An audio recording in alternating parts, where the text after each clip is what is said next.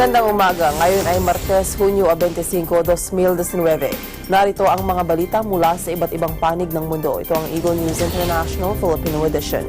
Sa ulo ng ating mga balita. U.S. Secretary of State Mike Pompeo dumating sa Saudi Arabia para pag-usapan ang lumalalang tensyon sa Iran.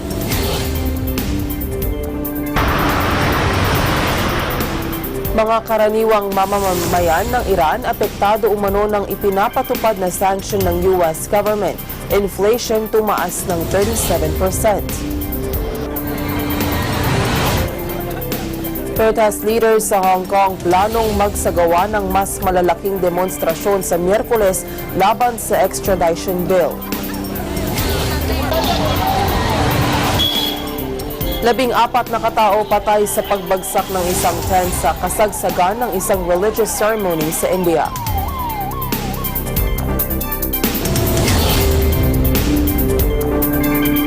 Ako po si Maricar Velasco, ang inyong magiging tagapagbalita. Sa detalye ng mga balita, dumating sa Saudi Arabia si U.S. Secretary of State Mike Pompeo. Ito ay para pag-usapan nila ng kanilang kaalyadong bansa ang posibleng isasagawang hakbang sa krisis sa pagitan ng US at Iran.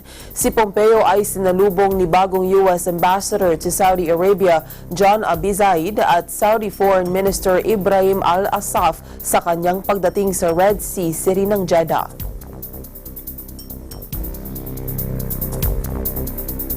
Nagbanta ang mga miyembro ng Iranian Parliament laban sa Estados Unidos sa harap ng tumitinding tensyon matapos pabagsakin ng Iran ang isang unmanned US drone sa Persian Gulf noong nakaraang linggo.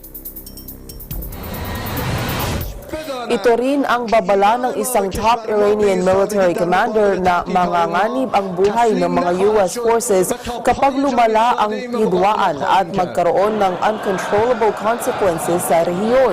Sinabi ito ni Major General Gholamali Rashid sa kanyang pagbisita sa Command Center para sa Iranian Radars at Missile Systems. دار دستش بدانند که ایران ما و کشور ما به این سادگی در مقابل تهدیدهای اونها تسلیم نخواهد شد و تا پای جان ایستاده ایم و مقاومت خواهیم کرد.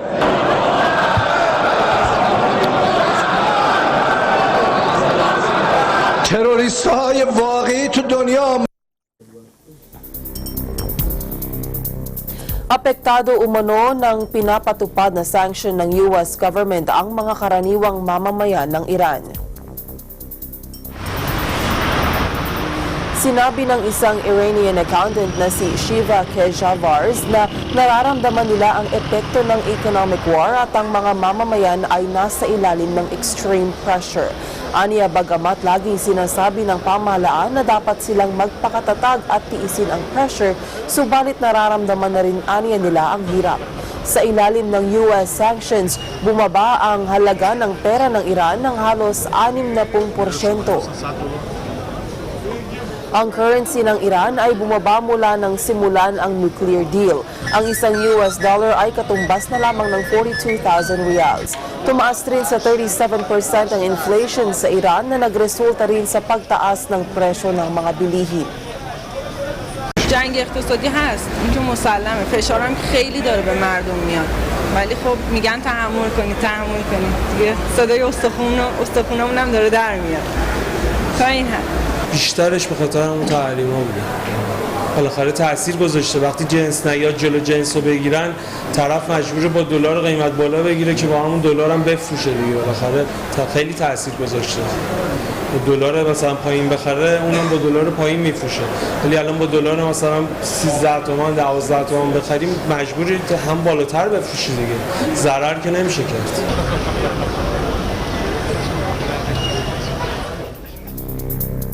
Libu-libong katao ang dumalo sa election night celebration sa pagkakapanalo ni opposition candidate Ekrem Imamoglu bilang mayor ng Istanbul, ang pinakamalaking lungsod sa Turkey.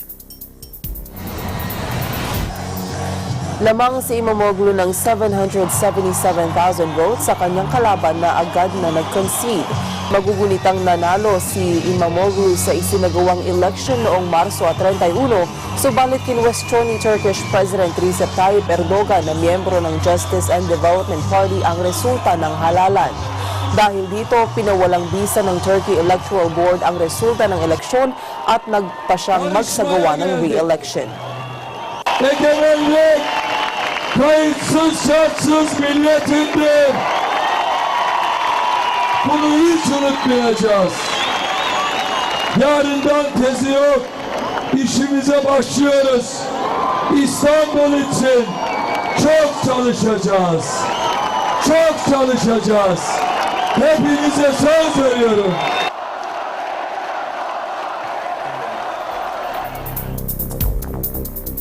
Tanggap ng mga residente ng Istanbul ang pagkakapanalo ni opposition candidate Ekrem İmamoğlu bilang mayor ng lungsod. Nag-concede din agad ang governing party candidate na si dating Turkish Prime Minister Binali Yildirim matapos lumitaw na lamang si Imamoglu na nakakuha na ng 54% ng boto kumpara sa 45% na kanyang nakuha.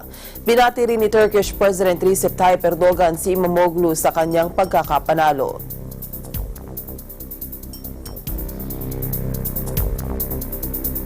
Ang iba pang mga balita sa pagbabalik ng Eagle News International Filipino Edition.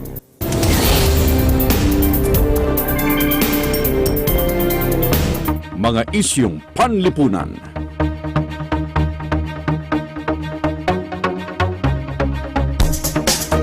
Mga isyung pampolitika.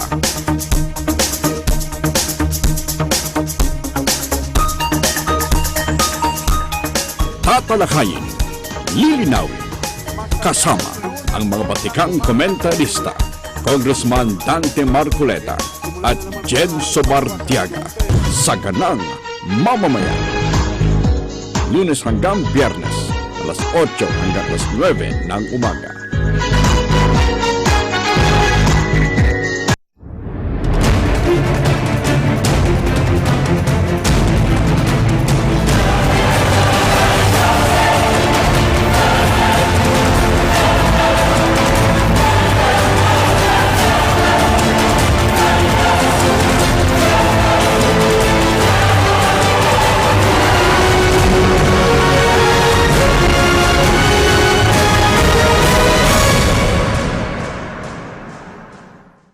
Agila Balita, Lunes hanggang Biyernes, alas 7:30 hanggang alas 8 ng umaga.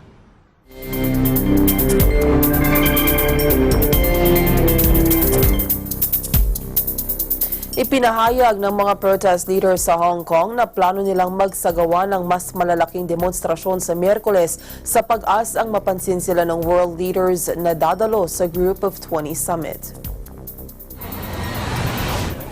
Umaasa ang mga leader ng Civil Human Rights Front na marinig ng mga world leaders na natitipon sa Osaka, Japan ang kanilang hinaing ukol saan nila humingi ng legal autonomy ng Hong Kong sa mainland China. We want to have an assembly to urge the international community to give stress on Beijing that we need democracy. In this month, millions of people participated in our march, and the will of people is clear. We don't want the extradition law. We want the independent investigation committee to investigate the excessive violence of police. The police has to take the responsibility of that. And we also want to urge the government to stop prosecuting the peaceful protesters.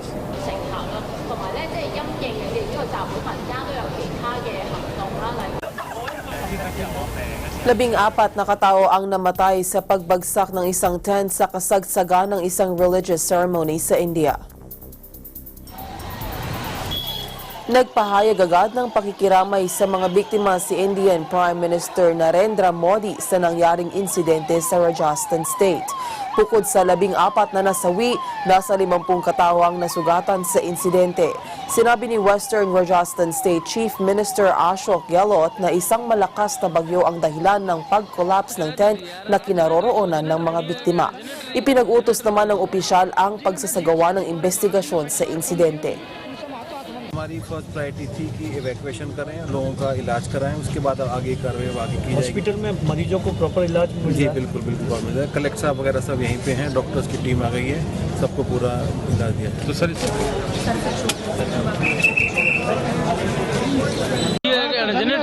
Generator आई है। आप जी ने मैं जीएसएसी तोरे आप जी ने फर्स्ट बार फोन किया नहीं उनसे हाथों हाथ बंद की थी सप्लाई। 2 katao naman ang namatay habang ilan pa ang nasugatan nang mag-crash ang isang charter bus na may lulang 15 katao sa Southern Colorado. Ayon sa State Patrol officials, binabagtas ng bus na may New Mexico license plates ang southbound ng Interstate 25 nang mahagip nito ang isang bahagi ng tulay at nawalan ito ng kontrol. Rumesponde naman sa insidente ang 3 medical helicopters at ilang mga ambulance at fire crews.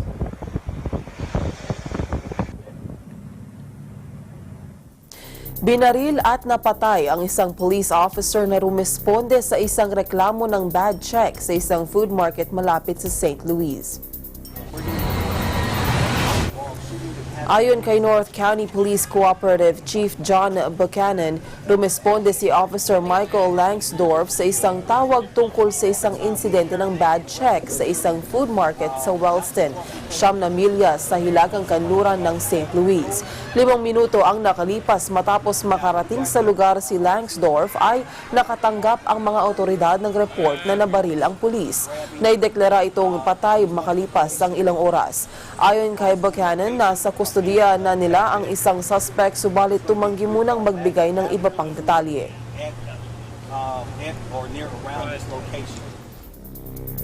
Isa ang patay habang 7 iba pa ang nasugatan ng salakayin ng mga Yemeni rebels ang isang airport sa Saudi Arabia. Batay sa report ng state-run Saudi press, sinalakay ng mga Houthi rebels ang paliparan sa bayan ng Aba sa timugang bahagi ng Saudi Arabia.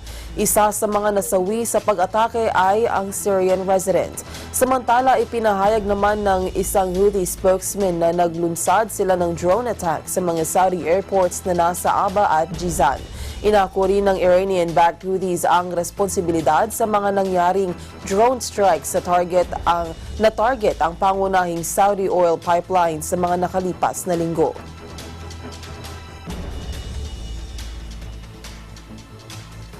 Ang iba pang mga balita sa aming pagbabalik.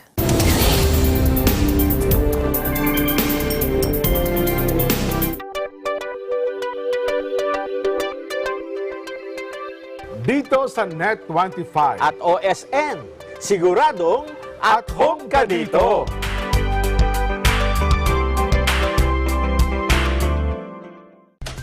Iba't ibang di pangkaraniwang pangyayari ang nagaganap sa ating komunidad sa buong bansa at magiging sa iba't ibang panig ng daigdig. Mga pangyayaring nagpapakilo sa damdamin, nagsisilbing inspirasyon at nakakaapekto sa mga mamamayan. Sa mata ng Agila, patuloy kaming maghahatid ng tunay, patas at balanse mga balita na walang ibang motibo kundi serbisyo publiko. Subaybayan ang mga hatid naming balita sa Eagle News PH Facebook at Twitter pages. At sa Eagle News Live YouTube channel. At sa aming website, ang eaglenews.ph. Mata ng Agila! Lunes hanggang Biyernes, alas 6 hanggang alas 7:30 ng gabi.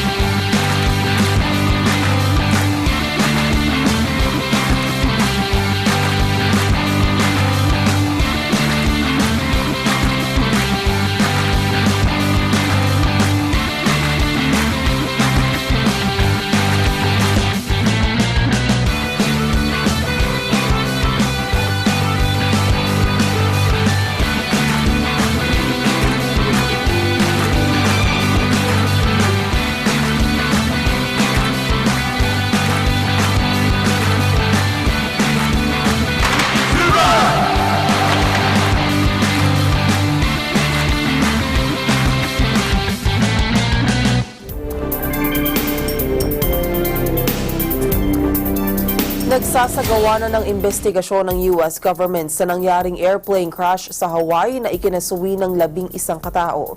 May report si EBC Hawaii correspondent Mio Acenas. With summer officially underway, Hawaii residents and businesses were looking forward to another busy and hopefully profitable tourist season. But first, they have to deal with a tragic accident involving a skydiving airplane that crashed here in the north shore of Oahu. When you're up there at, I believe, 10,000 feet, there's a lot of responsibility on the pilot, a lot of responsibility on the wellness of the plane. At around 6:30 p.m. Hawaii time, a twin-engine plane known as a Beechcraft 65 King Air crashed after taking off in a grassy area near the edge of the Dillingham Airfield and Farrington Highway. Witnesses nearby said they saw an explosion and flying debris when the airplane hit the ground, while others far away as Haleiwa to the east said they could see a column of black smoke. The Honolulu Fire Department arrived at the scene and later put out the blaze. After evaluating the situation, Fire Chief Manuel Neves announced that there were no survivors and noted that family members of those on board were on the ground when the crash happened and may have seen the plane go down.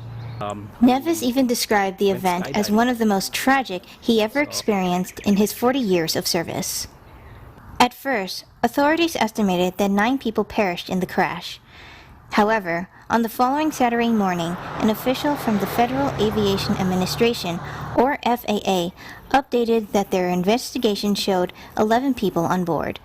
Most of them were employees of the Oahu Parachute Center, a skydiving company operating from the airfield. Hawaii's Department of Transportation indicated that the federal government was leading the investigation on the crash. By the time Eagle News arrived at the scene, representatives from the National Transportation Safety Board, or NTSB, were already at the crash site taking a first-hand look at the wreckage. 24 hours has passed since the accident, and as you can see, the flowers have already been offered here to pay respects to those who perished. We later spoke with Agassi, who is a licensed small airplane pilot, on the possibilities why the skydiving airplane came down that Friday night. Most likely, I would assume engine failure during takeoff. And maybe they don't have any time to react. I don't know, because like during takeoff, you got a lot of things going on. You are monitoring your airspeed, you are talking to the radio, you are looking around if there's any traffic. It's multitasking on departure. So if that happens to you, then you gotta react quick. We also spoke with Henry, who went skydiving with friends several years back at the same location of the accident. He shares his thoughts on what might have happened. The experience of skydiving for the first time is one that you kind of have to force yourself to experience. No one really ever decides to go and say, I want to go skydive today. This sounds like a fun thing. It's something you really put a lot of thought into, but it's one of those you really just want to try it. To my recollection, there was very little interaction with the pilot. We were more prepared for the jump than we were for the actual plane ride, and if any precautions were needed for the actual flight itself. We were not given any introductions or any warnings or any if something were to happen, we were not given any of that. Several of the victims have already been identified by family and friends through social media. Meanwhile, Dillingham Airfield will be closed indefinitely, affecting other business establishments inside. To recall, a similar tragedy took place in December 1981 when the plane, also a twin-engine Beechcraft, crashed into the waters of Pearl Harbor, killing 11 people. The group of skydivers was planning to parachute into the Aloha Stadium. From the north shore of Oahu Island of Hawaii, I'm Mio Acenas, 1 with 25. You're only certified to fly the Cessna. But how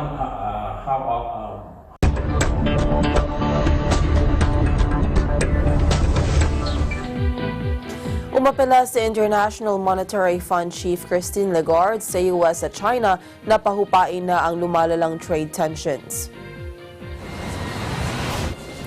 Si Lagarde ay nasa Malaysia ngayon para makipagpulong kay Malaysian Central Bank Chief Shamsia Yunus. Sa isang press conference, sinabi ni Lagarde na umaasa silang makakapagpatupad ng hakbang para humupa ang trade tensions sa pagitan ng Estados Unidos at China. Nakatakda ring magtungo sa Osaka, Japan ang IMF chief para sa gaganaping G20 summit. Any positive move towards resolving the current trade tensions that we are seeing between the United States and China, among others, would be certainly welcome from the perspective of the global economy. At the IMF indicates that we could fear a reduction of 0.5% of global growth in 2020 as a result of the 25% tariff increase on all the trade that there is between the United States and China. And given the slower growth that we have observed this year, we certainly would hope that growth will not be reduced as a result of trade tensions.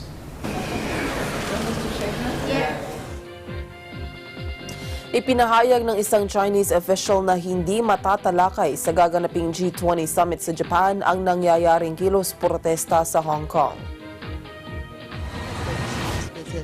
Sinabi ni China Assistant Foreign Minister at G20 Affairs Coordinator Zhang Jun na suportado ng China ang contentious extradition bill na isinusulong ng Hong Kong government. Sinabi ni Assistant Foreign Minister Zhang na layon lamang ng panukalang batas na maprotektahan ang pagpapatupad ng fair justice at maiayos ang loophole sa kanilang legal system. Samantala, hinikayat naman ng China Commerce Ministry Vice Minister Wang Shuen ang mga miyembro ng G20 na magkaroon ng collective actions para suportahan ang multilateralism at free trade sa gagawing summit. 中国对中美经贸磋商的这个原则是要相互尊重、平等互利，要相向而行，要符合 WTO 的规则。这个相互尊重就是要各自要尊重对方的国家的主权。平等互利就是大家的磋商，要是在平等的基础上，要达成的协议要对双方都有利。相向而行就是要双方都要做出妥协和让步，而不只是一方。那么，因为中美都是 WTO 的重要的成员，我们的协议也必须呢符合 WTO 的规则。那么现在呢，我们双方继续在为这个沟通呢进行讨论。正式会晤，请问在当前这种复杂的而且不 Thank you, Wall Street Journal. I have a question for Mr.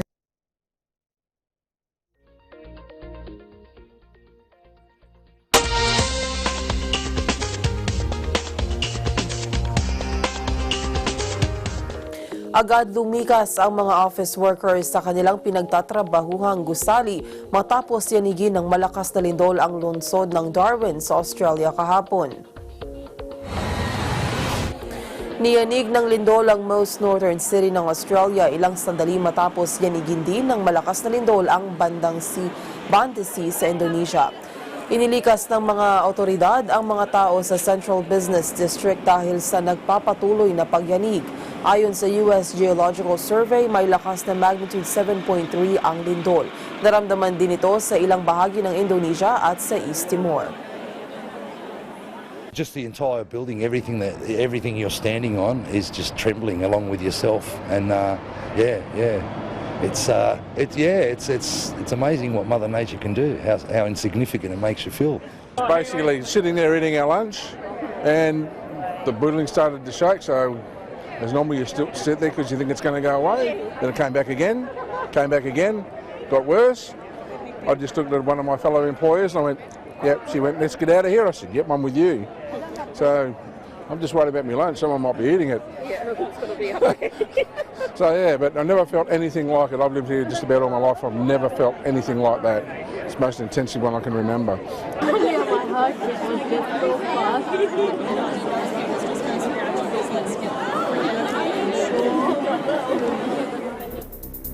At yan ang kabuuan ng mga balita mula sa iba't ibang bansa. Eagle News International Filipino Edition.